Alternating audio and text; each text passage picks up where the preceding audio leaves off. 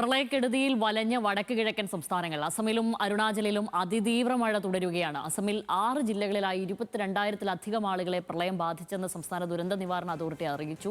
നിരവധി നദികളാണ് കരകവിഞ്ഞൊഴുകുന്നത്. ഋഷികേശാണ് വിവരങ്ങളുമായി ചേരുന്നത്. ഋഷികേശ്, വലിയ കെടുതിയാണല്ലോ നിലവിൽ അവിടെ ഉണ്ടായിരിക്കുന്നത്. എന്തൊക്കെയാണ് വിവരങ്ങൾ? എന്താണ് നിലവിലെ അവിടുത്തെ സാഹചര്യം? പല വഴിക്ക് രക്ഷാപ്രവർത്തനമൊക്കെ നിലവിൽ തുടരുകയാണോ അവിടെ? ശ്യാമിലി, വടക്കുകിഴക്കൻ സംസ്ഥാനങ്ങളിൽ കഴിഞ്ഞ 2-3 ദിവസങ്ങളായി വ്യാപകമായ മഴയാണ് പല ഭാഗങ്ങളിലും ഉണ്ടാകുന്നത്.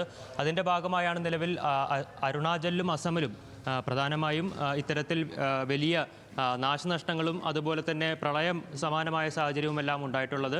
ഇതിൽ അസമിലാണ് ഏറ്റവും ഗുരുതരമായ അവസ്ഥ ഉണ്ടായിട്ടുള്ളത്. 22,000-ലധികം ആളുകളാണ് പ്രളയം ബാധിച്ച് പെട്ടുകിടക്കുന്നത് എന്നാണ് ദുരന്ത നിവാരണ അതോറിറ്റിയുടെ കണക്കുകൾ പ്രകാരം വ്യക്തമാകുന്നത്. അതിൽ തന്നെ 6 ജില്ലകളിലാണ് ഇത്തരത്തിൽ വലിയ നാശനഷ്ടങ്ങളും ആളുകൾ കുടുങ്ങിക്കിടക്കുന്നതും.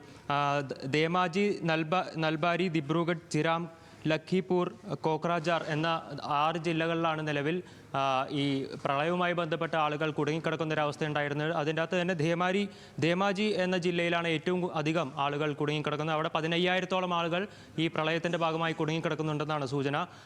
ഇതുമാത്രമല്ല 96 ഗ്രാമങ്ങളോളം വെള്ളത്തിനടിയിൽ അകപ്പെട്ടു എന്ന വലിയ ഒരു വിവരവും ഇത്തരത്തിൽ ദുരന്ത നിവാരണ അതോറിറ്റിയുടെ റിപ്പോർട്ടിൽ സൂചിപ്പിക്കുന്നുണ്ട്.